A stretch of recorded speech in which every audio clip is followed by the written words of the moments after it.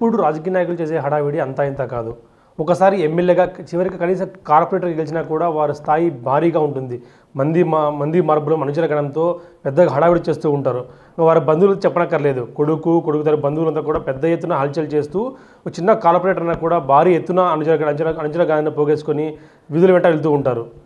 కానీ ఒక మాజీ సీఎం మనవడై ఉండి ఒక వాచ్మెన్గా పనిచేస్తూ ఉన్న దామోదరం సంజీవయ్య గారి మనవడు బస్ మనతో ఉన్నాడు. అసలు మాట్లాడే ప్రయత్నం చేద్దాం. అసలు ఏమిటి అంతరంగం అనేది, ఎందుకు అసలు వాచ్మెన్గా ఒక సెక్యూరిటీ గార్డ్గా స్థిరపడాల్సి వచ్చింది, ఒక సీఎం మనవడై ఉండి ఆ స్థాయి ఎందుకు రాజకీయాల్లో కొనసాగలేకపోయారు అనేది కూడా అసలు మనం శ్రీధర్ గాంధీ మాట్లాడే ప్రయత్నం చేద్దాం. ఒకసారి చెప్పండి, మీరు ఒక మాజీ సీఎం మనవడు, అందులో దామోదరం సంజీవయ్య అంటే రెండు రాష్ట్రాలు పేరెన్నికగా రాజకీయ నాయకుడు, కానీ మీరు ఒక సాధారణ వాచ్మెన్గా సెక్యూరిటీ గార్డ్గా కొనసాగుతున్నారు.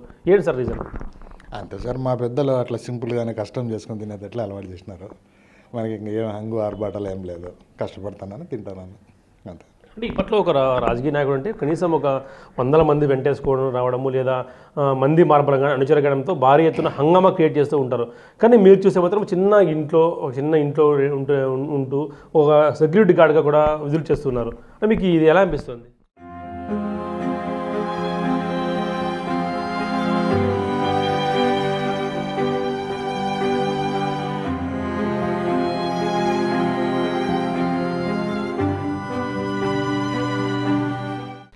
తప్పదు సార్, కడుపు కోసం తప్పదు. కానీ మా పెద్దలు నిజాయితీగా బతకాలని, నిజాయితీగా చేసుకోవాలని మాకు ట్రైనింగ్ ఇచ్చినారు. ఇదే మాకు అలవాటు అయిపోయింది. మీరు ఒక మాజీ సీఎం మనవడు అయ్యండి రాజకీయాల్లో కొనసాగకుండా ఎందుకు ఈ వేరే రంగాన్ని చూస్ చేసుకోవడం కానీ, ఆయన వారసత్వం ఎందుకు కొనసాగించలేకపోయారు? ఏమో ఇంట్రెస్ట్ లేదు సార్, రాజకీయాలు అంటే ఇంట్రెస్ట్ లేదు. మా పెద్దనాన్నగారు ఉండేవాళ్ళు, ఆయన మంత్రిగా ఎమ్మెల్యేగా చేసినారు. కర్నూలు జిల్లా మునుస్వామి గారని కర్నూలు జిల్లా కోడుమూరు ఎమ్మెల్యేగా చాలాసార్లు ఉన్నారు, మినిస్టర్గా కూడా ఉన్నారు. ఆయన తర్వాత మేము అంత ఇంట్రెస్ట్ చూపలేదు రాజకీయాలు అంటే. ఇంతవరకు అయితే ఏం లేదు సార్. మా ఫాదర్ అయితే కొద్ది రోజులు కాంగ్రెస్లో డిస్టిక్ కాంగ్రెస్ కమిటీ మెంబర్గా ఉండేవాళ్ళు. తర్వాత ఆయన చనిపోయిన తర్వాత ఎవరు ఇది లేదు సార్, మా పని మేము చేసుకొని తింటున్నాం సార్. మీరు ఎంతమంది సార్ దామోదరం సంజీవ్ గారికి మీరు రిలేషన్ ఏ విధంగా అవుతారు? మనవడు అంటే ఏ విధంగా మనవడుతారు సార్? మా father number 1 sir, number 4 Sanjeevaiah garu sir. ఆయనకు పిల్లలు లేరు, మా పెదనాన్నగారిని అడాప్ట్ చేసుకున్నారు. అట్లా ఆ విధంగా మాకు వారసత్వం వచ్చింది. దీంట్లోనే మేము పెద్ద ఆయన సంతానం కాబట్టి మా తాతగారు ఆయన చదివించడం కానీ చేయడం కానీ, అందువల్ల మాకు ఎక్కువ ఆయనకు లింకప్ అయింది. అందువల్లనే మా పెద్దనాయన కూడా రాజకీయాల్లోకి ఆయన వారసుడిగా ప్రకటించినారు. అంతటితో అయిపోయింది సార్. మీరు మాకు కనీసం మళ్ళీ ఒకసారి మనం రాజకీయానికి వెళ్దాము, మన స్థాయి చూపిద్దాము, లేదా మనము ఆ లెగసీ కంటిన్యూ చేద్దాం మీకు ఎప్పుడు అనిపించలేదు సార్? ఏం అనిపించలేదు సార్, ఏదో పని చేసుకోవడంలోనే బాగా తృప్తి ఉంది, కష్టం చేసుకొని తినే దాంట్లోనే ఎంతో తృప్తి ఉంది, ఎంతో మనశ్శాంతి ఉంది. ఎందుకు రాజకీయాలంటే గొడవలు అయిన ఎత్తులు అన్ని చదరంగం లాంటి అది, అందుకని పెద్ద ఇంట్రెస్ట్ చూపలేదు సార్.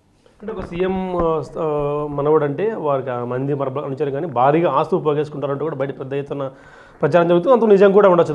మనం చూస్తూ రాజకీయ నాయకులంతా కూడా వారి కొడుకులు మనవాళ్ళు కానీ భారీ స్థాయిలో స్థిరపడి అమెరికా, ఆస్ట్రేలియా నగరాల్లో కూడా స్థిరపడిపోయి ఉంటారు. కానీ మీరు ఒక వాచ్మెన్గా కూడా కొనసాగుతున్నారు అంటే ఏంటి సార్? మీ నాన్నగారు పెద్దగా ఏం లేదు సార్, ఒక 5.5 ఎకరా ఉంది, అది కూడా పెద్ద రేట్లు ఏం లేవు. అప్పుడు ఇక్కడ మన కర్నూలు జిల్లా పెద్దపాడు అంటే కర్నూలుకి 5 కిలోమీటర్లు అవుతుంది. అక్కడ ఇప్పుడు కూడా మా ఇల్లు ఉంది, ఎవరైనా చూడొచ్చు. మొన్న రాహుల్ గాంధీ గారు వచ్చినారు, పవన్ కళ్యాణ్ గారు వచ్చి చూసేకి చూసే ఉంటారు అది ఇల్లు ఎంత ఉంది ఏమనేది. అంతే, మా ఆస్తి అంతే సార్. మీకు పెద్ద ఎత్తున ఆస్తులు కానీ పోగేసుకోవడం ఏం లేవు సార్.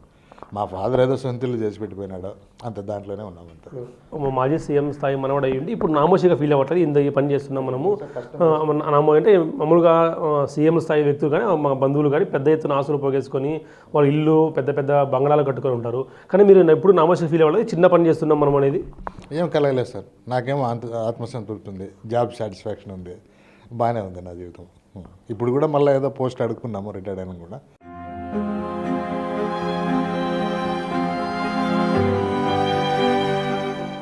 వాళ్ళు చూస్తామన్నారు, ఇంకో 1-2 నెలలు వెయిట్ చేసి, లేదంటే నేను వేరే జాబ్ ఏదైనా చూసుకుంటాను ప్రైవేట్లో.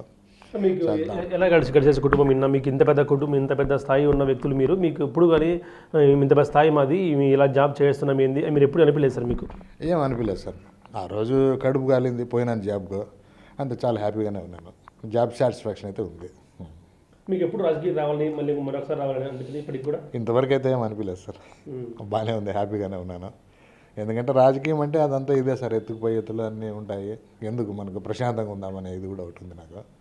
చాలా బాగానే ఉంది జీవితం. అంటే మీ తాతగారు భార్య ఒక ముఖ్యమంత్రి, మరో అందులో పీసీసీ అధ్యక్షుడిగా పనిచేశారు, రాష్ట్ర ఉమ్మడి ఆంధ్రప్రదేశ్కు పీసీసీ అధ్యక్షుడిగా పనిచేశారు.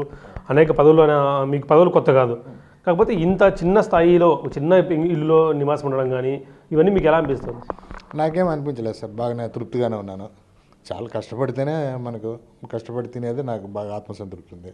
ఎందుకు పెద్ద పెద్ద అమౌంట్లు పెట్టుకొని అవన్నీ ఎందుకు, పెద్ద పెద్ద ఆస్తులు ఎందుకు, ఉన్న చిన్న దాంట్లోనే తృప్తిగా బాగానే ఉంది నాకు. నేను హ్యాపీగానే ఉన్నాను. మీ మొత్తం కుటుంబ నేపథ్యం చెప్పండి సార్. మీ పిల్లలు ఇప్పుడు ఏం చేస్తున్నారు? ఎంతమంది పిల్లలు మీకు అయితే మీ ఎవరైతే దమ్మన్ సంజీవయ్య గారికి వారసత్వంగా వచ్చిన వాళ్ళంతా ఇప్పుడు ఎక్కడ నివాసమంటారు వాళ్ళంతా? వాళ్ళు మొత్తం 4 అన్నదమ్ములు సార్ సంజీవయ్య గారు వాళ్ళు. మీ తాతగారు పెద్ద ఆయన మా ఫాదర్ ఆయన కాలం చెందినారు. వాళ్ళు ఇప్పుడు 4 లేరులేండి. ఒక ఆయన వారసులు హైదరాబాద్లోనే ఉన్నారు సార్. ఒక ఆయన వారసులు ఇక్కడ కర్నూలులో ఉన్నారు కొంతమంది. అదే రాధాకృష్ణ గారు అని ఒకసారి వీళ్ళు బీబీసీ వాళ్ళు కూడా ఇంటర్వ్యూ చేసినారు ఆయన. వాళ్ళంతా మా అన్నదమ్ములే. పెద్ద కనెక్షన్స్ అయితే లేవు. ఏదో మెయిన్ ఏదో సందర్భాలు ఫంక్షన్లు ఉంటే కలుసుకుంటాం, లేదంటే లేదు. మీకు ఎలా ఉంది సార్? మీకు ఎంతమంది సార్ మీ పిల్లలు? మీ సంతానం ఎక్కడ? నేను ఇదే సార్, నా కొడుకు బీటెక్ ఇక్కడే మన మహీంద్ర కంపెనీలో ఉన్నాడు ఇంజనీర్గా. అంతే సార్, ఒక్కడే కొడుకు. మీ పిల్లలకు కూడా పిల్లలు సార్, ఇంత పెద్ద మా వంశం మాది, రాజకీయ చరిత్ర వంశం మాది. మీకు ఎప్పుడే కానీ పిల్లలకు కూడా ఈ ఆలోచన కలగలేదా? ఆ రోజు ఆర్టీవీ వాళ్ళు ఇంటర్వ్యూ చేసింటేనే మాకు మర్యాద పోయినట్లుంది, మా నాయన ఇంటర్వ్యూ ఇచ్చినాడు అని చెప్పి ఫీల్ అయినాడు ఆవిడ. నేను వర్ణాంతర వివాహం సార్, నా భార్య వాళ్ళు రెడ్డి కమ్యూనిటీ, నేను లవ్ మ్యారేజ్ చేసుకున్నాను. అది మీ పిల్లలకు కలిగిందా రాజకీయాలకు వెళ్దాము అనిపించిందా సార్? వాడు అయితే అప్పుడప్పుడు తిరుగుతుంటాడు సార్, నేను వద్దంటాను.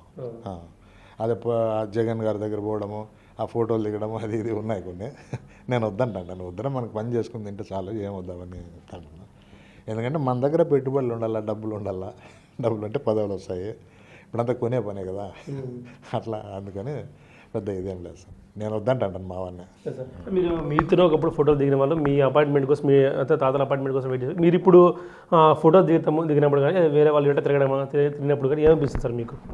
నేనేం తిరగలేదు సార్ ఎప్పుడు. కొద్ది రోజులు అప్పుడు పూర్వం పాత కాంగ్రెస్ ఉన్నప్పుడు కొద్ది రోజులు ఇంట్రెస్ట్ తిరిగినాము, అట్లా అంతే. మళ్ళీ ఎప్పుడు లేదు. అంటే వ్యక్తిగతంగా వీళ్ళు మంచోళ్ళు కదా, బీనారెడ్డి రెడ్డి, ఎరిసామరెడ్డి అని, అట్లా వాళ్ళ తరఫున తిరిగినాం సార్ అంతా. వాళ్ళు వ్యక్తిగతంగా మంచోళ్ళు కాబట్టి తిరిగినాం అంతా. మీకు ఇప్పుడు కాంగ్రెస్ పార్టీ మరోసారి ఇప్పుడు ఆఫర్ ఇచ్చింది సార్? ఏమన్నా ఇటీవల రాహుల్ గాంధీ వచ్చినప్పుడు కానీ ఎప్పుడైనా ఆఫర్ ఇచ్చింది? ఏమన్నా మరోసారి రాండి, మీరు మీ తరం రండి, మీ వంశం అంతా రాండి సార్, మీ పెద్ద చరిత్ర కుటుంబం మీద ఏం లేదు. అప్పుడు మా కర్నూలులో మా ఇంటికి కోట్ల విజయభాస్కర్ రెడ్డి గారి ఇంటికి ఆయన రాహుల్ గాంధీ వచ్చిపోయినాడు ఒకసారి ఎలక్షన్లో వచ్చినారు. ఒకసారి పవన్ కళ్యాణ్ గారు వచ్చినారు. అంటే మా ఇల్లు చూసిపోయినారు. ఆయన కూడా ఏదో అది అంత ఎగ్జిబిషన్ లాగా పెడతాము, పార్కు లాగా పెడదాం ఏదో అని చెప్పేసి పోయినారు. అంతవరకే సార్. అప్పుడు ముందు ఎలక్షన్లు కాక ముందు ఎలక్షన్లు అప్పుడు జరిగింది ఇది. తర్వాత అయితే ఏం లేదు సార్, ఏం వాయిస్ ఏం లేదు. మీకు ఇప్పుడు చూస్తే ఒకవేళ మీకు మాజీ రాజకీయ కుటుంబంగా చూస్తే ఇప్పుడు పరిపాలన కానీ, ఇప్పుడు ప్రభుత్వాలు కానీ, ఇప్పుడు కాంగ్రెస్ తీరు కానీ ఎలా మారిందో అలాగే ఉందా సార్? మారినట్టే ఉంది సార్. మారింటేనే కొంచెం సీట్లు కూడా పెరిగినాయి కదా ఈ మధ్యన. అక్కడ నార్త్ బాగా పెరిగినాయి, సౌత్ తగ్గిపోయింది. ఇంకా రాలేదు, ఇంకా పుంజుకోవాలి సార్. మీకు ఇష్టం సార్ కాంగ్రెస్ పార్టీ? మీకు ఇష్టం ఉందా? ఫస్ట్ నుంచి ఉండేది అదే కదా సార్, తర్వాత అన్నీ పుట్టుకొచ్చినాయి. ఫస్ట్ నుంచి మా తాతగారు కూడా దాంట్లోనే కదా ఉన్నది, దాంట్లోనే పదవులు ఇచ్చినారు వాళ్ళు సగౌరవంగా. నెహ్రూ గారి పూజ గదిలోకి డైరెక్ట్గా పోయేవారు మా తాతగారు, వితౌట్ అపాయింట్మెంట్. అట్లా ఉన్నాయి కదా, మాకు కూడా వాళ్ళకి గౌరవాలు ఇచ్చినారు కదా. ఇప్పుడు రాజకీయాలు చూస్తే మీకు ఏమనిపిస్తుంది సార్? ఇటు టీడీపీ కానీ వైసీపీ కానీ ఇటీవల టీడీపీ గెలవడం కూడా చూస్తే మీకు ఏమనిపిస్తుంది సార్? అదే ఇంకా మీకు తెలియదు ఏంది సార్, అన్నీ మీకే ఎక్కువ తెలుసు మాకంటే. మీకు ఏమనిపిస్తుంది మాజీ రాజకీయ కుటుంబంగా పిలుస్తుంది మీరు? ఇప్పుడు ఈ మధ్య నాకు ఆ రాజకీయాల్లో జోక్యం చేసుకోవడం కూడా టైం లేదు సార్. డ్యూటీకి పోవడమా రావడమా ఇదే సరిపోయింది. మీకు నైట్ వాచ్గా పనిచేస్తూ ఉంటారు మీరు? అవును సార్. మీకు ఎప్పుడే కానీ ఈ థాట్స్ రావడం మీకు నేనేంది నైట్ వాచ్గా పనిచేయడం అనేది? ఫస్ట్లో జాయిన్ అయిన ఒక వారం రోజులు వచ్చినాయి సార్, తర్వాత మర్చిపోయి. నాకు బాగా జాబ్ సాటిస్ఫాక్షన్ ఉంది, అందులో నాకు ఈ సౌండ్స్ పొల్యూషన్స్ అంటే పడవు. మాకు నైట్ షిఫ్ట్లు ఎక్కువ ఉంటాయి, అట్లా హాయిగా ప్రశాంతంగానే పొద్దుపోతుంది నాకు. ఇప్పుడు రిటైర్మెంట్ అయ్యారు మీరు ఇప్పుడు రీసెంట్గాను. ఇప్పుడు రిటైర్మెంట్ ప్లాన్స్ మరి మరొకసారి ఏమన్నా కొడుమూరులో, ఎందుకంటే కొడుమూరు అనేది ఒక ఎస్సీ రిజర్వ్ నియోజకవర్గము మారింది. మా కర్నూలులో ఉన్నాయి, అనంతపూర్లో కూడా ఎస్సీ వర్గాలు ఉన్నాయి. మీ అంతా కూడా మీరు పుట్టిపెరిగి ఇక్కడే. మళ్ళీ ఒకసారి ఏమన్నా రాజకీయ ప్రారంభించే అవకాశం ఉందా ఇప్పుడు ఏమన్నా? ఇప్పుడు ఆయన మా బ్రదర్ కానీ ఉన్నాడు సార్ కర్నూలులో, రాధాకృష్ణ అని. ఆయన అయితే రాజకీయాల్లో ఉన్నాడు, కాంగ్రెస్ పార్టీలోనే ఉన్నాడు. మొన్న ఫార్మాలిటీ కూడా ఊరికే నిలబడి, ఎట్లా రాదు కదా కాంగ్రెస్ కూడా, ఊరికే నిలబడి అట్లా పేరు తెచ్చుకున్నాడు. వాళ్ళు ఏమన్నా చెప్పలేము సార్.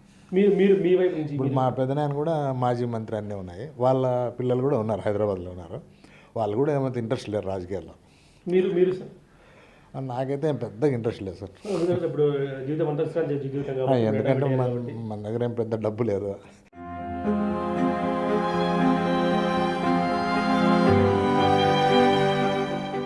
మెయిన్ రాజకీయాలు అంటే డబ్బులు ఖర్చు పెట్టాలి. పాత రాజకీయాలు వేరు, డబ్బులు అటు నుంచి వస్తాయి సార్. మీ తాతగారి ఫోటో మీరు ఇప్పటికీ పెట్టుకొని పూజిస్తూ ఉంటారు, మీరు మీ తాతగారు చూసినప్పుడు ఏమనిపిస్తుంటారు సార్? మాకేమో గర్వంగానే ఉంటుంది సార్, బతికితే అట్లే బతకాలి. ఆయన కూడా అదే చెప్పేవాళ్ళు, నిజాయితీగా ఒక పూట పస్తున్నా కూడా ఒక పూట తిన్నా కూడా నిజాయితీగానే బతకండి అని చెప్పినాడు. కాబట్టి మేము ఈ రోజుకి అదే పద్ధతిలోనే పోతున్నాము, హ్యాపీగానే ఉంది సార్. ఆయన కూడా అదే చెప్పారు. మీరు చూసారా సార్ మీ తాతగారితో? మీకు అనుమానం ఉందా సార్ మీకు ఏమన్నా? ఆయన నన్ను చూసినారు కానీ నాకు అంత గుర్తులేదు సార్. పిసిసి అధ్యక్షుడి హోదాలో అప్పుడు ఇక్కడికి వచ్చినారు అనంతపురికి ఒకసారి. వచ్చి మమ్మల్ని చూసి మా ఫాదర్ని తిట్టి ఒక 2 ఫ్యాన్లు కూడా వేయించిపోయినారు అక్కడ. మా తాత వాళ్ళు వెళ్ళింది అవతల, ఇప్పుడు లేదు అమ్మేసినారు. అట్లా వచ్చిపోయినారు, 2-3 సార్లు వచ్చి నన్ను చూసిపోయినారు. నాకైతే పెద్ద గుర్తులేదు. మీ నాన్నగారు మీకు ఏం చెప్పేవారు సార్? మీ నాన్నగారు కానీ అనుబంధం గురించి కానీ, మీ తమ్ముడు సంజీవ్ గారితో ఉండే అనుబంధం ఏం చెప్పేవారు సార్? అదే ఆయన వల్లే ఈరోజు మా ఇంట్లో లైట్ వెలుగుతుంది, మేము ఉన్నామంటే కారణం ఆయన వేసిన లైటే, ఆయన వల్లనే. అయితే చదవండి, కష్టపడండి, ఉద్యోగాలు సంపాదించుకోండి, అంతే, ఇంక వేరే ఏమవుతుందని చెప్పి. రాజకీయంగా ఇప్పుడు ఎలాగదని చెప్పలేదు మీకు సార్? ఏం సలహాలు అయితే ఇవ్వలేదు. మా పెద్దనాన్న గారు అయితే ఉన్నారు సార్, మొన్నటి రాజకీయాల్లో ఉన్నారు, ఇప్పుడు లేరులేండి. మళ్ళీ కొద్ది రోజులు ఆయన ఎందుకో, వీళ్ళు అక్కడ 2 వర్గాలు ఉన్నాయి సార్. ఈ బైరెడ్డి గారి వర్గం ఉంది, కోట్ల గారి వర్గం ఉంది. మా పెద్దనాయన వాళ్ళు బైరెడ్డి గారి వర్గము, ఆయన చంపేసారు కదా, శేషేన్ రెడ్డి అని ఆయన చంపేసారు. అట్లా వీళ్ళు కొంచెం మెత్తగారు. తర్వాత కొద్ది రోజులు కే కృష్ణమూర్తి గారు వీళ్ళంతా ఒకటే అప్పుడు ఫస్ట్ కాంగ్రెస్లో. వాళ్ళ ఫాదర్ మాదన్న గారు కూడా మంత్రిగా అట్లా ఉండేవాళ్ళు, ఎమ్మెల్యేగా. అట్లా వాళ్ళ సలహా మేరకు టీడీపీలో చేరినారు సార్ లాస్ట్ మూమెంట్లో. ఆ తర్వాత చనిపోయాను హెల్త్ బాగాలేక. ఆ తర్వాత ఇంకెవరు అనుకోలేదు సార్. ఒకవేళ మీరు ప్రజెంట్ రాజకీయాలు చూస్తే, చివరిగా చెప్పండి, ప్రజెంట్ రాజకీయాలు చూస్తే మీకు ఏమనిపిస్తుంది? రాష్ట్రంలో కానీ దేశంలో కాంగ్రెస్ పార్టీ మరోసారి పుంజుకునే అవకాశం ఉందంటారా? ఇక్కడైతే అనుమానం సార్, ఇక్కడ మన ఆంధ్రప్రదేశ్లో డౌటే. ఎందుకంటే బంగారు అట్లా రాష్ట్రాన్ని విభజించినారు, మనకు జాబ్స్ అవకాశం లేకపోయింది. ఇంక ఇక్కడ ఆంధ్ర వాళ్ళ మధ్యలో మనం ఏం కాంపిటీట్ చేస్తామో, వాళ్ళతో ఏంది పోటీ పడతామో, ఏడు ఉద్యోగాలు వస్తాం మనకు. ఒకసారి అప్పుడు విడిపోయిన తర్వాత ఎస్ఐ పోస్టులు ఫిలప్ చేసినారు సార్. 880 పోస్టులు అయితే 80 పోస్టులు ఇచ్చినారు మనకు రాయలసీమకు. అట్లా ఉంటుంది అది, ఎందుకంటే అక్కడ అన్నీ భారీగానే ఉంటాయి. వాళ్ళు ఒక పంట వరదల్లో పోయినా 3 పంటలు ఉంటాయి వాళ్ళకి. ఇక్కడ ఏంది పండితే చిన్నకే పంటలు, లేకపోతే లేదు. దేశంలో పరిస్థితి, కాంగ్రెస్ పరిస్థితి దేశంలో పుంజుకున్నట్టే సార్, పుంజుకున్నట్టే బాగానే ఉంది ఇప్పుడు పరిస్థితి.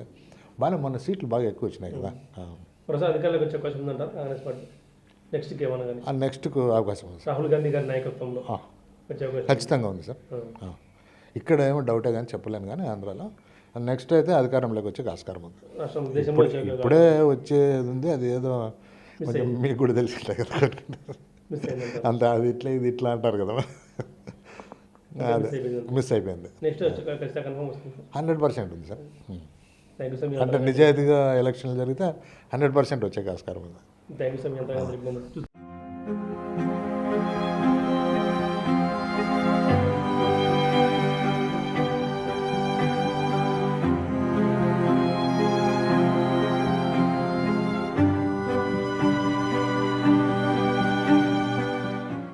మాజీ సీఎం వారసత్వం అయ్యుండి, ఒక మనవడు అయ్యుండి కూడా సింపుల్గా ఒక చిన్నపాటి వాచ్మెన్ ఉద్యోగం స్థిరపడిపోయి మాకు ఇదే చాలు, మాకు ఇదే హ్యాపీగా ఉందంటూ కూడా, మేము రాజకీయాలకు వచ్చే అవకాశం లేదు, మాకు ఇంకా ఇదే మాకు హ్యాపీగా ఉంటాం, మీ ఇదే జీవితాన్ని కొనసాగిస్తామంటూ కూడా చెప్తున్న పరిస్థితి నెలకొంది.